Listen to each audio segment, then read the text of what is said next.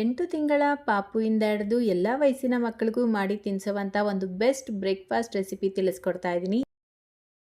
ಈ ರೆಸಿಪಿನ ನೀವು ಮಕ್ಕಳಿಗೆ ಮಾಡಿ ತಿನ್ನಿಸೋದ್ರಿಂದ ಅವರ ವೆಯ್ಟ್ ಗೇನ್ ತುಂಬಾ ಚೆನ್ನಾಗಿ ಹೆಚ್ಚಾಗುತ್ತೆ. ಸೊ ಈ ರೆಸಿಪಿ ಮಾಡ್ಕೊಳ್ಳೋದಕ್ಕೆ ನಾನಿಲ್ಲಿ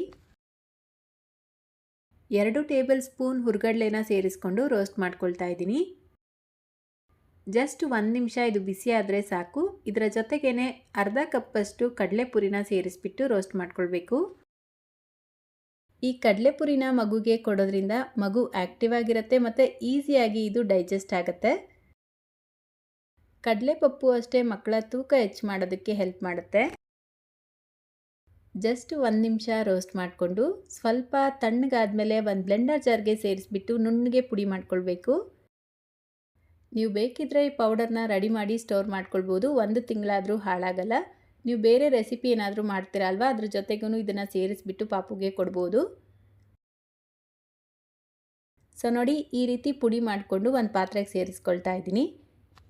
ಈಗ 1 ರಿಂದ 1.5 ಕಪ್ಪಷ್ಟು ನೀರು ಸೇರಿಸ್ಕೊಂಡು ಗಂಟಿಲ್ದೇ ಇರೋ ಥರ ಮಿಕ್ಸ್ ಮಾಡ್ಕೊಳ್ಳಿ. 1 ವರ್ಷ ಮೇಲ್ಪಟ್ಟ ಮಕ್ಕಳಿಗೆ ಮಾಡಿಕೊಡ್ತಾ ಇದ್ದೀರಾ ಅಂದರೆ ನೀರಿಗೆ ಬದಲಾಗಿ ಹಾಲು ಬೇಕಿದ್ರೂ ಸೇರಿಸ್ಕೊಳ್ಬೋದು. ಈಗ ಇದನ್ನು ಒಂದು 7 ರಿಂದ 8 ನಿಮಿಷ ಈ ರೀತಿ ಮಿಕ್ಸ್ ಮಾಡ್ಕೊಳ್ತಾ ಬೇಯಿಸ್ಕೊಳ್ಬೇಕು. ಮಿಕ್ಸ್ ಮಾಡ್ಕೊಳ್ತಾ ಇರಿ, ಇಲ್ಲಾಂದರೆ ತಳ ಹಿಡಿಯುತ್ತೆ.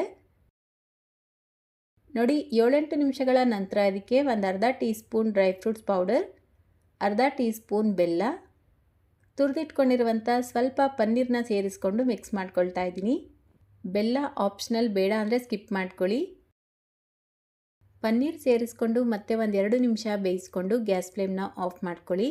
ಸ್ವಲ್ಪ ಉಗುರು ಬೆಚ್ಚಗಿರಬೇಕಾದ್ರೆ ಪಾಪುಗೆ ತಿನ್ನಿಸಿ. ಬೆಳಿಗ್ಗೆ, ಮಧ್ಯಾಹ್ನ, ಸಂಜೆ ಯಾವ ಟೈಮಲ್ಲಿ ಬೇಕಾದರೂ ಮಾಡಿ ತಿನ್ನಿಸ್ಬೋದು. ವಾರದಲ್ಲಿ 3 ದಿನ ಮಾಡಿ ತಿನ್ನಿಸಿ, ಖಂಡಿತವಾಗ್ಲೂ ಮಕ್ಕಳ ವೆಯ್ಟ್ ಇನ್ಕ್ರೀಸ್ ಆಗುತ್ತೆ. ಸೊ ರೆಸಿಪಿ ಇಷ್ಟ ಆಗಿದ್ರೆ ಲೈಕ್, ಶೇರ್, ಕಮೆಂಟ್ ಮಾಡೋದನ್ನು ಮರಿಬೇಡಿ. ಇದೇ ರೀತಿ ಮತ್ತೊಂದು ಹೆಲ್ತಿಯಾಗಿರುವಂಥ ರೆಸಿಪಿಯೊಂದಿಗೆ ಮತ್ತೆ ಸಿಗೋಣ. Thank you.